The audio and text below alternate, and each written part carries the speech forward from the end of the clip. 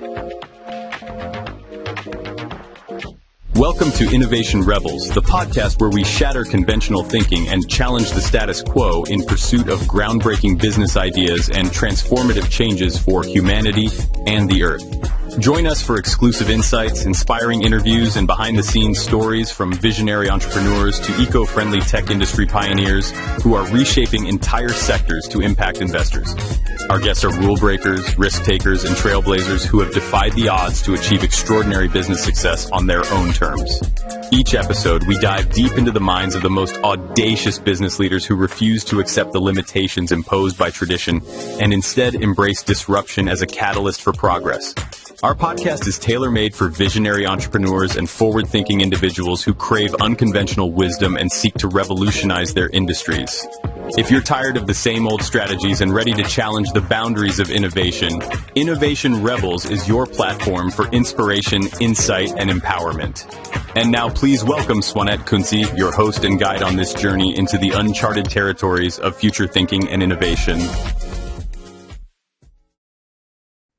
Hello and welcome to my podcast, Innovation Rebels. My name is Swanet and I'm your host. Today my guest is Mickey Alam-Khan. He is the CEO of Luxury Roundtable, corporate turnaround specialist and a brand builder. So Mickey, welcome to my show. Thank you so much, Swanet. It's just a real honor to be on your show. I'm looking forward to the next hour. Yeah, I'm curious, what makes you excited about the luxury industry? That's a very good question. What makes me excited about the luxury industry? What I love most about this business is the emphasis on quality and exquisite customer service. To me, that is what defines luxury. If you don't have these two, then you're basically mainstream. And so I love to see big brands and small brands innovate, launch new products and services that I feel, every time they come on the market, you hadn't thought of that color, you hadn't thought of that design, you hadn't thought of that use, you hadn't been presented it in a certain way. There's always that element of surprise and delight with luxury. So that's what I look forward to, and that's what keeps me coming back to appreciating the industry and its best brands. Yeah, and it's very interesting. I'm living at the moment in Madeira Island, and even though this is a tiny island in the middle of the Atlantic Ocean, this had been a center for trade, centuries ago, because all the spices, for example, from Africa and the gold was shipped over Madeira and then into the other countries. Also, we have, for example, a long heritage of handcrafted embroidery, and this is still alive. So I can only imagine how this is like the evolution of luxury over all the hundreds and thousands of years, and you being a part in, I think, the last 20 or even 30 years. Yes. Yes, it's, I've obviously followed this industry very closely as a journalist, as someone who organizes events and experiences, which is my current Luxury Roundtable. It's a more experiential brand with intelligence. But what I always feel is that, people confuse luxury for opulence. Real luxury is not opulence, it's quality, it's rarity, it's limited distribution. You mentioned craftsmanship, right? I mean, it's the use of hands. It's making sure that, that product has taken time to create. That product will last a long time in use. So that only comes when, you invest in the best materials, in the best craftspeople, and make sure that, its purpose outlives one generation. I mean, I'll give you an example. If you look at, the British royal family, King Charles, I love watching him going about gardening, because inevitably he'll have this Barber jacket of his. Now, Barber is not real luxury, but it's worn by the affluent and the super affluent. The jacket is in tatters. He will still wear it. And you know what? He wears it with pride, but that jacket, he's worn that jacket for about 4 decades. Now that is real quality, right? You look at old cars, and if you look at the cars from the 50s and the 40s and the 60s, those classic cars. I mean, you sit in E-Type Jaguar, and you still feel the luxury in it, right? You sit in an old Rolls Royce or old Bentley or even an old Ferrari. They are built to last, and that's what luxury is. So, when you mention your Madeira Island, I mean, think about the fact that, all the people who transited through that island, they were trading all these goods. And some of those goods are still around in museums. Absolutely true. And you can still see these very old ladies sitting there and handcrafting this embroidery and making beautiful pieces of clothes with that and tableware. So it's still active and it's super amazing. And you can't even compare this with industrial produced clothes or other things, because as you said, it's a question of how it is produced, that it takes time to produce it, but also the quality, the materials that are used are so different. Absolutely. Yeah, so what I see is that like in the mainstream, like there is like every 3 months a new trend coming out, like you have all the seasons, a variety of different things coming out, but it's only used for like a short time, some months, and then it is thrown away. Whereas like the experience you will have with a luxury product is totally different. So how do you see this like in comparison? Yeah, so we have to be very careful of, I know even within luxury, you have so many sectors. Fashion happens to be one of them. And that sector has been highlighted for, what you call, the seasonality and, I mean, some designers have 16 collections a year, which is, I mean, in the long run is going to be unsustainable, but they have to feed the beast. So, department stores require different merchandise. They want something new every 3 months, whether spring, autumn, summer, winter collections. Then you have the resort collections, then you have accessories and, all that stuff. So there is a part of luxury that unfortunately does follow that seasonal calendar because they have to be fresh in the minds of consumers. In that regard, they're also following what's non-luxury. Like when you look at H&M and Zara, I mean, those guys, I mean, they come up with God knows how many collections. And I worry about the landfills and, the waste in the long run. But when you look at the sectors, I mean, each sector has its own rhythm and its own, product, production model. And when you look at cars, if you look at the Range Rover cars, or you look at Bentleys, or you look at Rolls Royces, I mean, they don't go overboard. They'll have one or two new models a year, and they'll make innovations like, in a few years' time, every single Rolls Royce will be electric. Think about that. I remember a few years ago, Ferrari made an announcement saying that their cars are going to be electric.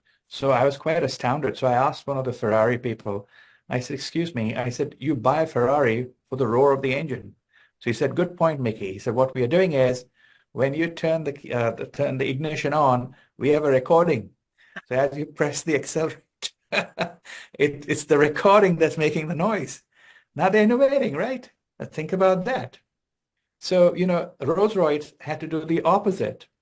They had innovated to such an extent that when you sat in a Rolls-Royce car, the Phantom or the Ghost, it was so deadly silent that some of the occupants got unnerved. So what they had to do was they had to let in a little ambient noise to let people feel like they're moving or they're in, they're part of the larger universe and not just in a vacuum. So it's just, little things like that basically when you look at luxury, you need not have, a plethora of collections. You could have innovations that, people want something new. They want something that's different. And when you're at that level of wealth, luxury has to deliver. So coming back to your question, I think, you don't want to go overboard in producing too many collections, but it varies by luxury sector to luxury sector because their models are different. Their business models are different. And if you look at LVMH, it's heavily reliant on fashion, right? They've got about 75 brands. only about 10 or 12 make real profits. The rest of them are prestige labels, but they don't contribute that heavily to the bottom line. But those 10 or 12, including Louis Vuitton and Dior and name a few here and there, they don't get most of their money just from clothes. They get from leather goods. And that's where the cash cow is. They have to innovate. They have to come up with new bags every 3 months. And you walk into a Louis Vuitton store now, compared to about 10 to 15 years ago, the Louis Vuitton store is a riot of color and design, but it's a lot of merchandise. So that is something I think about. I mean, how far do you stretch luxury before it doesn't retain its luxury DNA? Is it merely expensive with a brand that is a luxury brand, or is it a real luxury product that's made in limited quantities, appreciated by a discerning few? So now the whole emphasis on being inclusive versus exclusive. But if you let luxuries like the royal families of the world, if you let in too much light, they lose their mystique. Same thing, luxury. You should not make it too common. Otherwise, it's not luxury.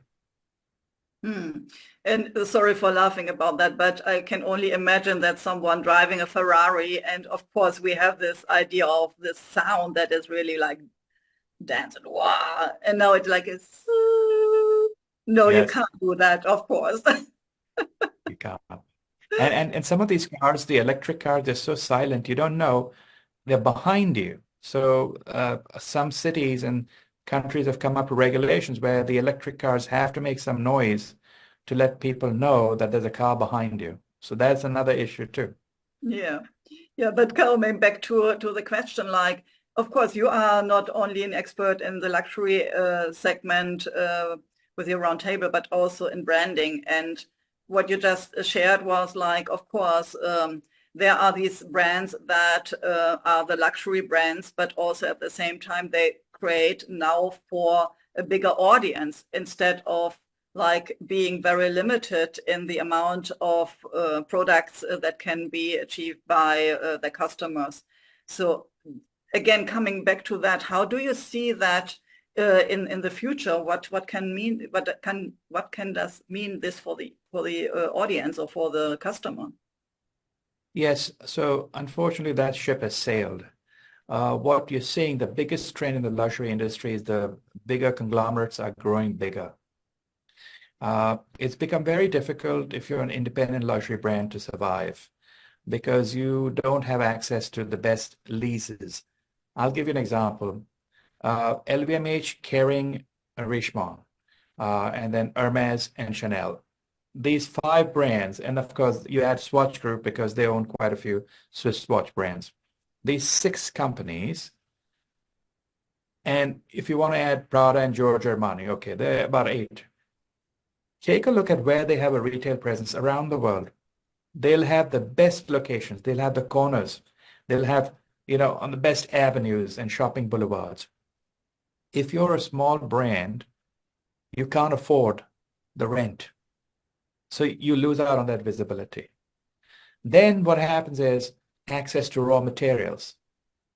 The bigger you grow, the more the economies of scale you can squeeze out of, everything in the supply chain.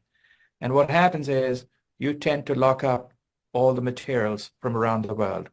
I remember a few years ago, all these conglomerates were in a haste to buy textile manufacturers, people who were sourcing the finest vicuña wool, and people that were locking up all these crocodile alligator farms and owning them so that they had access to the best leather. And what that did was it denied the smaller brands access to those manufacturers or those people who had access to those materials. So that's the second thing they're doing. One is the retail presence. The big guys are making sure they have the best locations. The second is making sure the raw materials, they have access to the best raw materials. And third simply is that because of their size, they're attracting the best talent, right? LVMH, I mean, my office is, I look into the LVMH North America headquarters, and that's literally my view. And I face the top floor where they have, it's called the Magic Room, where they have all their training sessions, their little mini conferences, some small fashion shows here and there. They pay a lot of attention to training their staff. So naturally, people will gravitate to companies like that, where they have an assured career path going up. So again, talent gravitates to where there's money and there's size and big brands. So those three things, and then of course there are quite a few. So if I had to look into the crystal ball, yes, there'll always be smaller brands. I will not deny that. They will always launch. There'll always be a market. But for the next 10 years, you are now in almost an industrialized luxury setup, where you have these conglomerates like LVMH and Kering that have a common back end. Very often they have the same sources of leather goods and materials and all that. And then basically the designs are different and the labels are different. And people don't know that. So Hermes is a little different because, they're standalone. They take a lot of pride in what they do. But I see right till 2020, 2030, 2035, the bigger conglomerates are just gaining more size. There'll be a little more consolidation in the industry as some of the older independents, their founders decide to either sell or the next generation decides to basically offload the brands to some other competitors.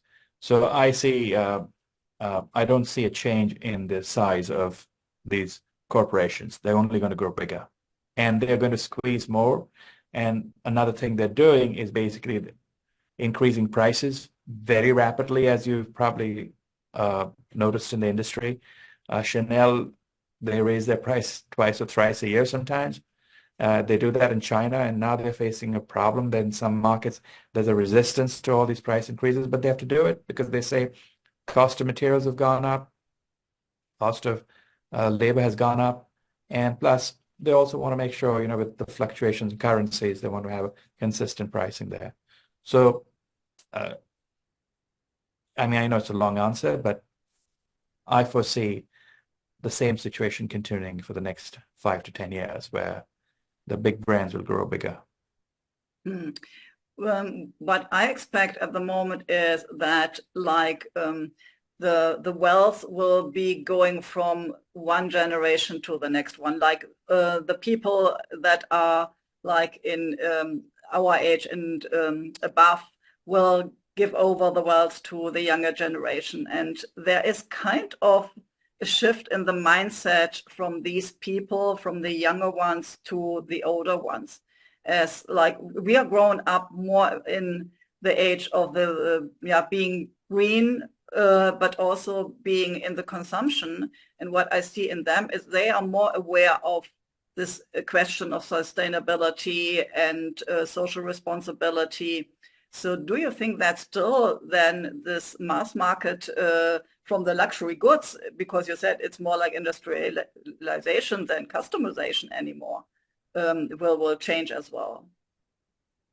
It's a very good question.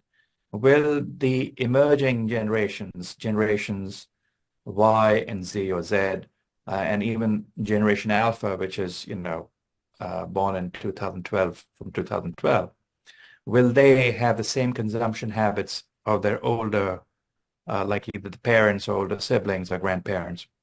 Look, some of it boils down to life stages. Today's 25-year-old can't be expected to have the same level of sophistication or taste as someone who's 50. They may not have the earning power.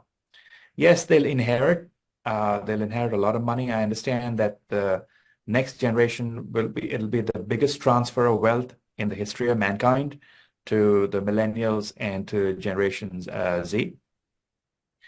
But a lot of these people, even though they say that they like sustainable products and all that, they will still stick to, when you have that level of wealth, you are not completely trading down. All right, let's take the example of cars, right? You're moving from combustion engines to electric.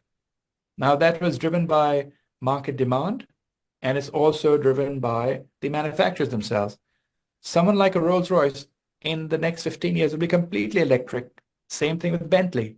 So they'll have met the younger generation's need, that I want to make sure that I'm not spewing these carbon gases into the air and, destroying the ozone layer again, right? Fashion has its own problem. That they've got to figure it out because it's all driven by consumption. Will consumers buy less? I don't know. Uh, you know, they say one thing in research, but how is it that we're already seeing these younger generations play a big role in buying these products, and yet LVMH's numbers, their results last year were stratospheric. I mean, they've never had such great numbers. Same, Kering was the only one that took a dip because of Gucci. You want to watch one brand to know where the future is going is Louis Vuitton. Because what Louis Vuitton has done it went from a kind of a more mature brand to a brand that is very appealing to aspirational luxury consumers. You see? And they've always kept that desire. Whenever Bernard Arnault, the CEO of LVMH, talks about what is luxury and what's his goal, he always emphasizes that I want to ensure that in the next 10 years, my brands continue to generate desire. Now, that's a word everyone's using, desire. You look at Kering's corporate language and you look at Richemont, everyone's using the word desire, all right? They're saying that as long as we surprise our audience, as long as we give them something new, creative, innovative, they'll come back to us, you see? And while we are doing that, we'll make sure that we're ensuring we comply with ESG requirements, whether it's in labor, it's sourcing of materials, it's governance, it's minority protection, making sure that they feel, they're part of the whole picture and embracing different communities and different types of people. So they're all doing that. And luxury, if you study their websites and you listen to them, they're making serious progress there. But again, that industry right now, the way it's designed, is driven by consumption. So the root of the problem is not that it's basically, more destructive to the environment. It's just that, will that customer buy less? And we have entered, this age of consumerism. The last century story is that we've turned from people to consumers. Will we reverse that? Will the next generation reverse that? I don't know, because the minute this generation Z starts having children and they need to upgrade, are they going to go to a regular mainstream brand and, use their linen? Or will they go to a Frete, or they'll go to, Patesi, or they'll go to one of the, big brands out there? Quality is quality. So the challenge for luxury brands is to train the next generation to think that, you are investing in quality. And if you buy products that are not quality, they will not last long. So you're actually damaging the environment by not buying luxury. You see, that is the argument they have to make. Yeah. So, and there are several questions coming up now. So the next one is, you just mentioned that Louis Vuitton is more selling the experience, Yes. creating the desire, than really still selling the product. And I would like to understand, you being a brand expert, like, how can I sell the experience even more than the product that is like high quality, for example? Well, everything in luxury is experiential. Luxury is a feeling. You see, it is basically, you can get the same product cheaper somewhere else. There's not a single product in any one of the 75 brands in LVMH that you need to run your life. Not one of them. But you created the desire and you created the want, right? And the only way you can do that is by creating an experience. A desire is always preceded by an experience. But, and when someone walks into a Chanel store, she wants to feel special. And that is very important, that when your sales associate treats that person with respect, reads the body language, and then acts on it. You see, it need not be extravagant. I'll give you one example. A few days ago, I was at a jewelry industry reception. They were honoring a few people. They had a lovely award ceremony. And it was raining here in New York. And what happened was everybody checked in their umbrellas and their jackets and raincoats. So I hadn't checked in I had a very small umbrella, but I was waiting for some of my colleagues. And I noticed there's a whole line of people at the coat check, all the employees, one after the other. So I said, a whole line. I counted about 8 or 9 people. So I asked one of my friends, I said, why so many? She said, it's because the minute you hand your ticket, the first person runs and runs back to the room. And then the second person behind her takes the next customer. No one has to wait that long. You see, you keep it going. Small thing like that, right? So they had about 300 or 400 people. There were no queues. It just kept moving. Now that is an experience, right? So it's small things like that. When you walk into a luxury store, very often some of them, if it's the summer, they offer you a small bottle of water. And they offer not just the adults, if they're a family there, they offer the little children. Guess what? The kids are really happy. They get a little bottle of water. They feel like they're being treated like their parents, right? Now, what does that do to a teenager or to a preteen? Observing, registering that. You're training your next generation of customer right there, right? Experience the key. You go to a showroom for cars, a Rolls-Royce showroom. It's not a showroom. They've got private client centers, you know. Another thing about experience, right? When was the last time you saw a Rolls-Royce being towed on the road? You'll never see it. What happens? When a Rolls-Royce breaks down, you call the number, they will send a truck. What happens is the Rolls-Royce is loaded onto the truck, truck's closed. No one ever sees a Rolls-Royce broken down by the roadside. And they don't even use the words, oh, we've had a breakdown. No. The internal phrase is failure to proceed. Think about that. So when you're a Rolls-Royce customer, you're being trained to think differently. You walk into the the showrooms.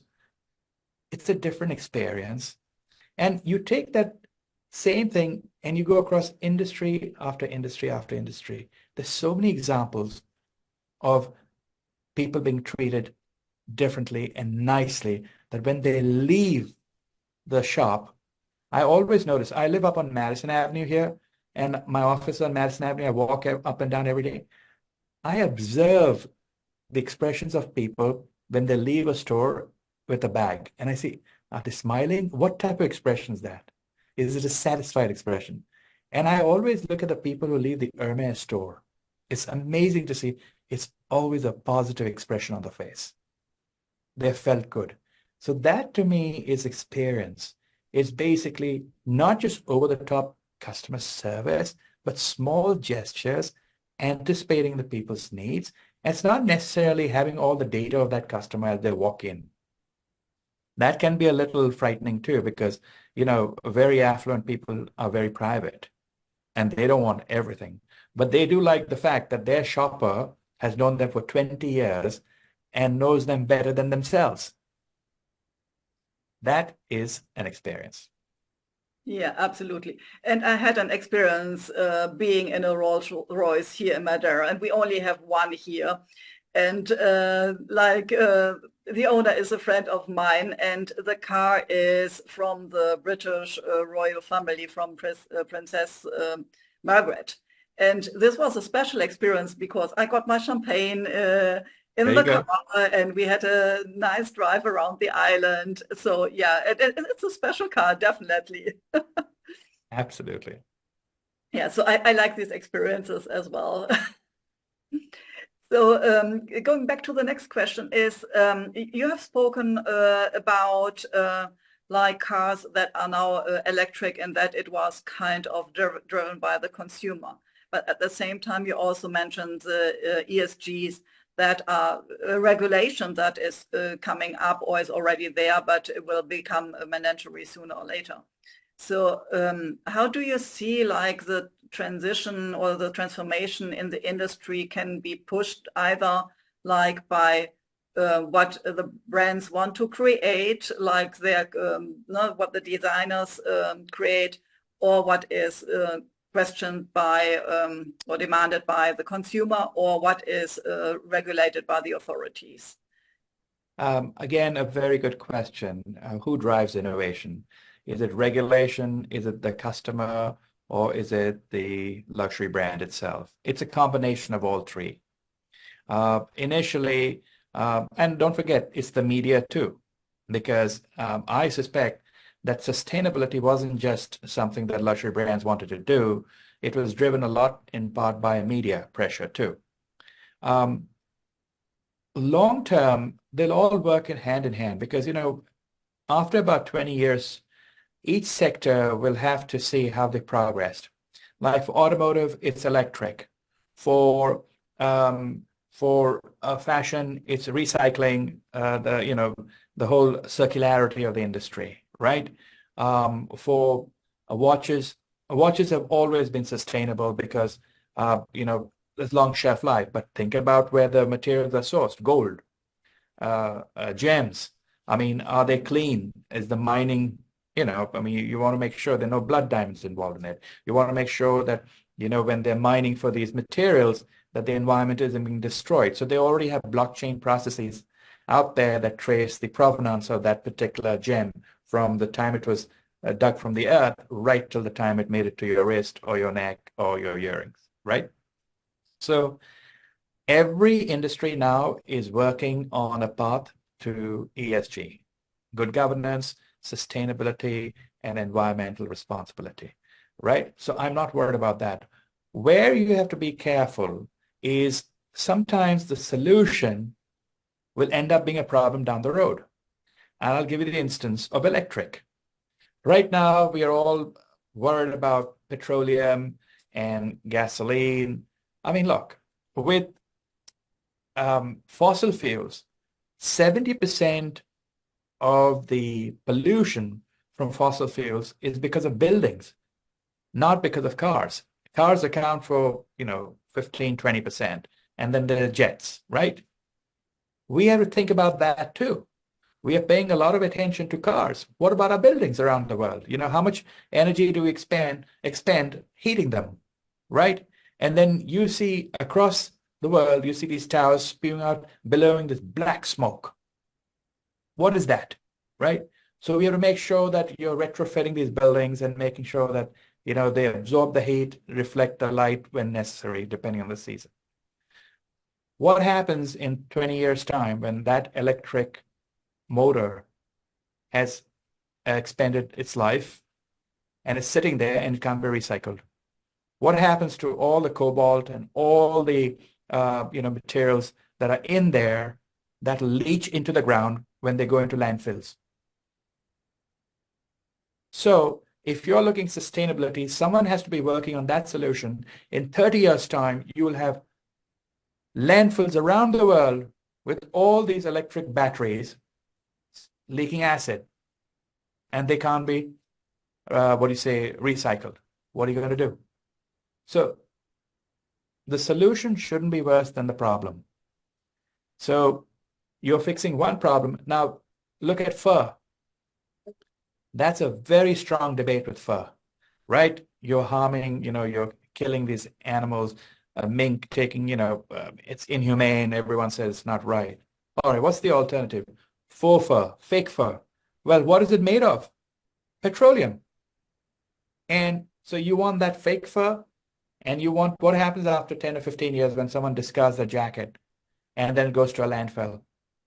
Again, it pollutes, right? The trick is, and no one likes to do this, least of all the luxury companies, convince the consumers to buy better and buy less and use longer. No one's going to give that message out. Not yet. Patagonia is not a luxury company. It's a mainstream fashion brand. The founder is known for saying, don't buy my products. And if you buy them, wear them as long as you can. He's sending a message saying that I make my products to endure. But most of the luxury companies today are stock market related. I mean, they're on the stock market. They have to show returns to their shareholders.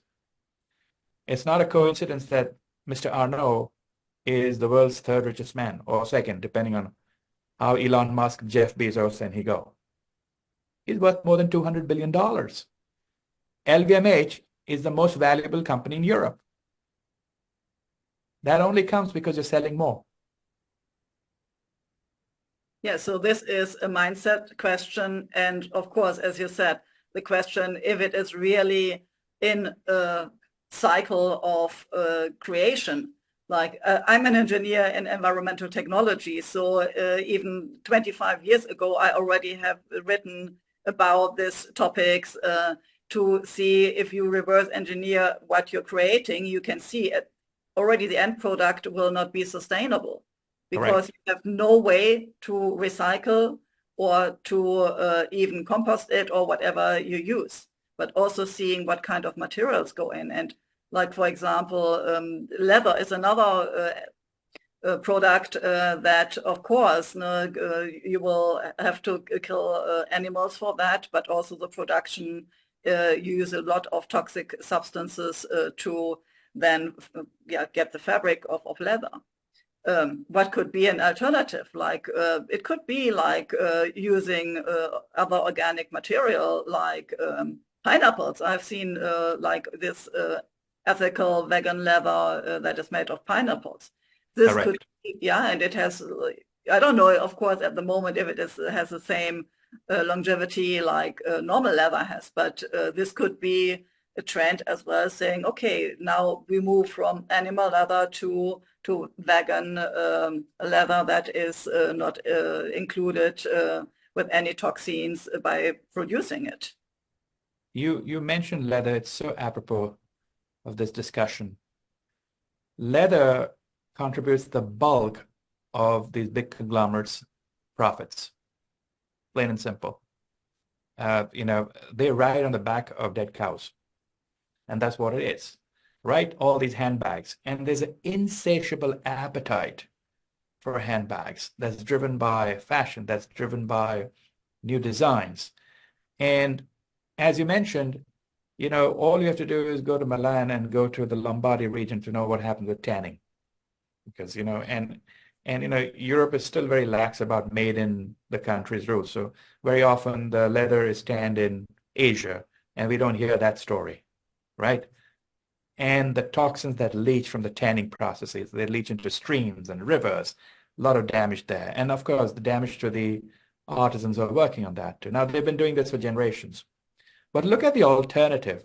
You mentioned pineapple. I know of a brand here in New York, and I remember interviewing the founder.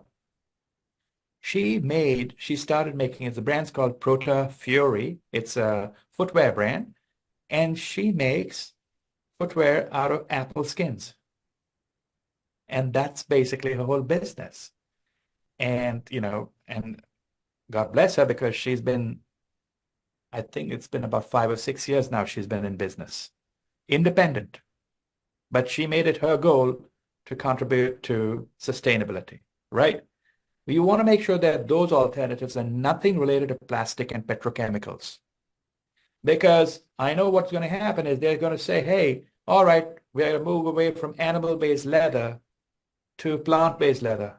All right, when you go into plant-based leather, what do you do with the dyes? What is it that you're doing downstream that we are not seeing? And if you're going to go to plants, is that going to devastate the ecosystems because you're going to have an insatiable appetite for trees? Think about deforestation. Right? So there are two sides to everything. I always tend to lean more towards animal products which are biodegradable. But the question is, are you treating, you don't even watch the videos of these little baby crocodiles and alligators that are killed for their leather. and the way they're treated. And then, it ends up on a strap, alligator strap. And the profit margin on this is in hundreds of percent. But this is where luxury conglomerates make their money. So when you're looking at alternatives, there's this Greek philosopher, Paracelsus, who said this, cure shouldn't be worse than the poison, right? And that's the thing. What is your alternative that is not going to be harmful long term, but also it's, if you make a vegetable-based handbag, I'm waiting for the day they do that with a Birkin. Because the minute they do that with a Birkin, you've changed behavior. Right there, you've changed behavior. So all you need is one or two brands, well-known brands in each category to take the lead. And that makes a difference. So we are waiting on Hermes, we are waiting on LVMH and all their processes to take their flagship product and evolve that. Great. So let's wait for that, and let's go into a more sustainable and more ethical future. Yes, absolutely. Yeah. So we go back to where we started. Let me know a little bit about your luxury roundtable and what are you doing there? How can people come into your magical world? Share a little bit about that. Excellent. Thank you. So Luxury Roundtable is it's a network and it's a program where we offer access to the best minds in luxury. So if you come to one of our events, or whether it's a webinar or a podcast or an in-person event, you're going to meet subject matter experts in luxury who will train you without an agenda, who will impart advice without an agenda, and then you, as the luxury practitioner, lead the room vastly more knowledgeable, right? So my whole goal is to make you as a luxury professional more polished, more authoritative, more knowledgeable by interacting with the people we bring to you. So that's what Luxury Roundtable is. It's discussions. A round table, that's what it is. It's discussions. And discussions lead to connections. Discussions lead to ideas and innovation. And that's the whole thing. We also offer intelligence. So there are plenty of reports on the website. We just carried a report on the state of the art market. And for example, that report that just came out said the art market last year was worth $65 billion, down 4%, but higher than the 2019 pandemic level, higher than 2019. And guess where the growth is coming from? Younger people and online sales and the United States, right? So we cover reports across 25 categories. So it's not news driven, it's research based, and it's insight driven. So everything we do is based. And so you can come to our events, you can become a member online if you go to luxuryroundtable.com, and you have access to all of this stuff. I have a publishing background. I've been a editor-in-chief. I founded many publications. I've been in technology, in marketing, in retail, advertising, obviously luxury. I've also been in research. I've led research-based organizations. I've led luxury real estate network, one of the largest in the world. I led that. So, my background involves me interacting with quite a few people in different spheres. And I want to bring someone from automotive who can teach someone from fashion, give them some tips. And that's the cross-sector, marriage of ideas can lead to innovation. So that's what Luxury Roundtable's purpose is. Yeah, well, this sounds super amazing. And I totally agree when I can see that people from different disciplines, like the experts in different sectors and industry, come together. And it's like one bee going from one flower to the next one. And they're taking this kind of insights to the next one and to the next one. So this can really bring up ideas that never have been thought in one industry, but are already there, I would say, in the quantum field for this industry, and can make something like this big change happen that is so necessary at the moment. Absolutely right. You've nailed it. Yeah. So last but not least, is there anything that I didn't ask you that you would like to share? No, I think we covered a lot of ground. I'm very optimistic about luxury's future. If people are considering a career in luxury, this is the best time to enter it. Luxury is always innovated. Luxury marketers always keep their brand in mind too. Some of the oldest companies in the world are luxury brands. And they always anticipate consumer needs ahead of time. They're some of the best forecasters in the world. And people don't realize this. You know, the other companies get that credit. But when you look at, you know, companies such as LVMH and Kering, they've invested heavily in bringing the best talent into the room. And the key to luxury is making sure you have the right people in the room, asking the right questions, and then deciding which products will meet whose needs at the right time. It's very important, savoir-faire, as they say, right? And yes, we are heading to a more automated age, a more digital age, but at the end of the day, you still need clothes that make you feel good. You still need shoes that bring a spring in your step.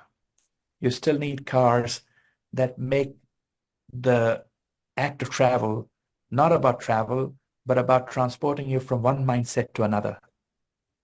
And that's what luxury does. It takes you physically and mentally from one state of mind to another. And when you do that, you know that you succeeded as a luxury brand. So I'm completely gung-ho about this industry. And I'm glad that, you know, I nailed my colors to the mast many years ago because, you know, it's a short life.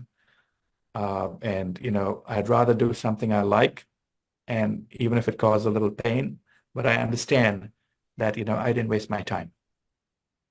Yeah, and thank you so much for being here today. And hopefully you didn't waste your time speaking with me and sharing all your insights with this audience. Thank you so much. Thank you so much, Juanette. A lovely interview, and I'm so glad I was on it. Subscribe now and be part of an amazing movement that is revolutionizing industries, protecting our planet, and is driving humanity towards a thriving and better future. Together, let's break business boundaries and ignite positive innovation. Join us today.